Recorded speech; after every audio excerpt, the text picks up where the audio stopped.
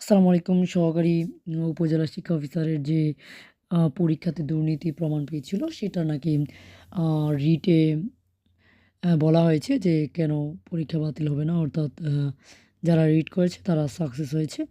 অন্যদিকে আপনারা দেখতেই পাচ্ছেন যে আমরা যে একটা ছবি দিলাম, ৪৭তম বিসিএস রিটেন পরীক্ষায় কিছু সময় দেওয়ার জন্য প্রার্থীরা আবেদন করেছিল, কিন্তু সেই প্রার্থীতা আবেদন খারিজ করে এবং পিএসসি আ স্পষ্টভাবে বলে দিয়েছে যে, যে তারিখ পরীক্ষা নেওয়ার কথা ছিল সেই তারিখ কোনোভাবেই পেছানো সম্ভব নয়।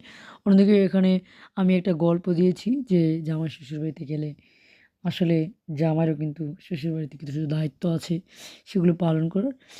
এখানে আপনারা আরও কিছু দেখতে পাচ্ছেন যে, কিভাবে একটা বিষয়, একটা মেয়ে জড়িয়ে পড়ে কত বড় দুর্ঘটনা থেকেই না বাঁচল। সেই সাথে আপনারা দেখেছেন যে সিনিয়র অফিসার ব্যাংকের দেশভিত্তিক যে সার্কুলারের সেটার পরীক্ষার কিন্তু ডেট দিয়ে দিয়েছে। ৫ই ডিসেম্বর পরীক্ষা শুরু হবে। ধন্যবাদ সবাইকে।